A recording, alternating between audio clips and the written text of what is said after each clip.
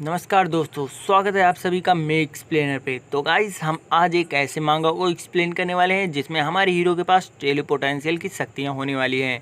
तो भाइयों, चलो कहानी को एक्सप्लेन करते हैं। कहानी की शुरुआत होती है और हमें एक शहर के बारे में बताया जाता है जहाँ के लड़के लोग काफ़ी ज़्यादा हरामी टाइप से होते हैं और वे लड़कियों को इम्प्रेस करने के लिए दूसरे लड़कों को काफ़ी ज़्यादा परेशान करते हैं और पीटते भी हैं। और वहीं हमारे हीरो वोंग जो ऑक्शियो को दिखाया जाता है, जो कि काफ़ी डरपोक किस्म का होता है, क्योंकि वह जिस लड़की से प्रेम करता है उससे अपने प्रेम का इजहार भी नहीं किया जाता। और फिर कुछ देर बाद का सीन दिखाया जाता है जहाँ पे वही हरामी लड़के होते हैं जो कि वोंग को पकड़ के ब्रिज पे मार रहे होते हैं। वह उसे इतना मारते हैं कि वह अधमरी हालत में आ जाता है और फिर वे लड़के उसे मारने के बाद ब्रिज से नीचे समंदर में उसे फेंक देते हैं, जिसके बाद वोंग समुद्र में डूब जाता है। और फिर हमें वोंग को दिखाया जाता है जिसके बॉडी में कोई चमकीला चीज दिखाई दे रहा होता है जो कि सुपर क्यूब होता है और उस सुपर क्यूब का पावर उसके डीएनए में घुल रहा होता है, जिसकी वजह से वह अपने इच्छा अनुसार किसी भी स्थान पर टेलीपोर्ट हो सकता है। और जब वोंग के शरीर के अंदर सभी पावर्स आ जाती हैं तो हमारा वोंग तलवार लेके खड़ा हो जाता है और वह तैयार हो जाता है अपने आने वाली चुनौतियों का सामना करने के लिए, क्योंकि वह जानता है कि सुपर पावर के साथ सुपर कठिनाइयां भी आती हैं। और फिर हमें अगले सीन में वोंग को दिखाया जाता है जो कि अपने स्कूल जा रहा होता है और उसके स्कूल पहुंचने के बाद उसे यह पता चलता है कि उसके स्कूल में तो दुनिया का सबसे खतरनाक गेम खेला जा रहा है जिसका नाम होता है ट्रूथ और डेयर। इस गेम में आप हारने वाले से कुछ भी पूछ सकते हो, यहाँ तक कि उसके पर्सनल लाइफ की भी बातें पूछ सकती हो और उस प्लेयर को सब कुछ सच सच बताना होगा। और शायद से इसी वजह से इस गेम को दुनिया का सबसे खतरनाक गेम भी कहा जाता है। और फिर सभी लोग मिलके वह गेम खेलने लगते हैं। बारी होती है एक लड़की की जो कि काफी सावधानी पूर्वक अपना चाल चल रही होती है, लेकिन फिर भी वह हार जाती है। और फिर सभी लोग चिल्ला चिल्ला के बोलने लगते हैं, शेनियाओ तुम तो हार गई।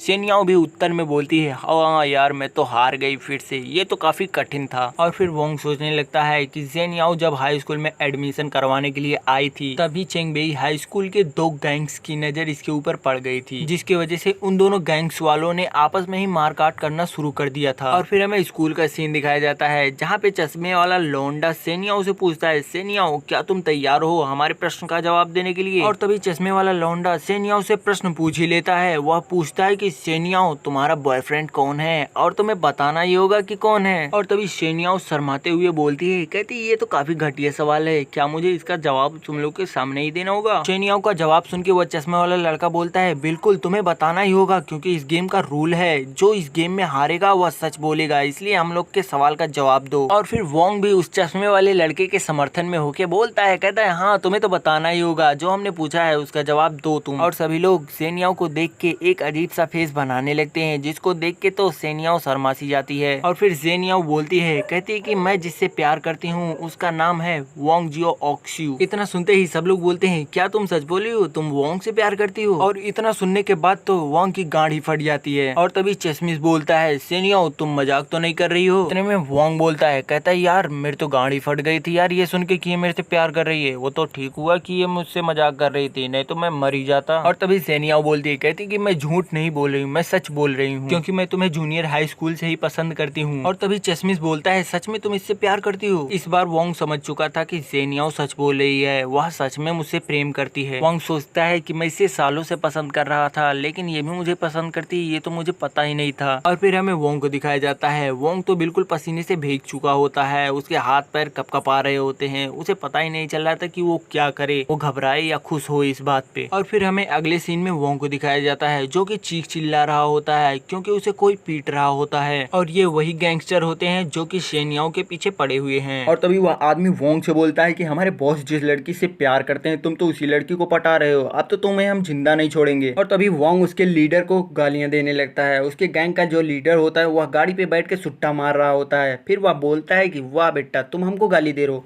शायद से तुम्हें ये पता नहीं कि मैं चेंगबेई कॉलेज का सबसे बड़ा गैंगस्टर हूँ। और तभी वोंग के पास शेनियाओ कॉल करती है जिसको उस गैंग का लीडर उठाता है और बोलता है, याओ याओ तुम्हें तो बड़ी दिन बाद देखा मैंने, कैसी हो तुम। और तभी उसकी रिप्लाई में याओ याओ बोलती है, ओए क्या चल रहा है वहाँ पे, क्या ये वोंग का फोन नहीं है। और इस गैंग के लीडर का नाम है संजू। तो संजू गाइस बोलता है कि एक मिनट जरा रुकोगी याओ याओ, मैं तुम्हें कुछ दिखाना चाहता हूँ जो कि तुम्हें काफी ज्यादा अच्छा लगने वाला है। और तभी संजू फोन को वोंग की तरफ करता है जिसको याओ याओ देख के काफी ज्यादा परेशान आसान हो जाती है क्योंकि वोंग को काफी ज्यादा पीटा गया था, उसकी आंखें सूज गई थी। और तभी संजू याओ याओ से बोलता है कि अगर तुम मुझसे प्यार कर लो तो मैं तुम्हें बहुत कुछ देने के लिए तैयार हूँ। और फिर वोंग को देख के उसके गैंग के मेंबर्स काफी जोर जोर से हंसने लगते हैं, जिसको देख के शेनियाओ काफी ज्यादा गुस्सा हो जाती है। वह बोलती है क्या किया तुमने वोंग के साथ। और तभी वोंग को एक आइडिया सूझता है, वह अपनी दूसरी आंख को खोलता है और एक अलग सा लुक देता है, जिसको देख के गैंग के मेंबर्स काफी ज्यादा चौंक जाते हैं। वो सोचते हैं कि क्या करने वाला है वोंग। और तभी वोंग अपने सर को पीछे ले जाता है और एक जोरदार अटैक उसके सर पे करता है, जिसकी वजह से वोंग उसके हाथों से छूट जाता है और वह ब्रिज से नीचे गिरने लगता है। और तभी संजू यीशु से बोलता है तुमने ये क्या कर दिया, तुमने उसे नीचे क्यों फेंका, हमें उसे जान से नहीं मारना था। और फिर यीशु बोलता है कि बॉस उसने मेरे ऊपर अटैक किया, जिसकी वजह से वो मेरे हाथों से छूट गया और नीचे गिर गया। और फिर वोंग को दिखाया जाता है जिसको तैरना नहीं आता और वह समंदर की गहराइयों में डूबता हुआ चला जाता है। और फिर कुछ देर बाद उसकी सांसें भी फूलने लगती है, जिसकी वजह से उसको ऐसा लग रहा था कि बस मैं अब मरने वाला हूँ। और तभी उसकी आंखें बंद हो जाती हैं, जिसके बाद उसे सेनियाओं की याद आने लगती है। वह सोचता है कि अगर मैं मर गया तो सेनियाओं की मदद कौन करेगा, क्योंकि उसके पीछे काफ़ी ज़्यादा गैंगस्टर पड़े हुए हैं।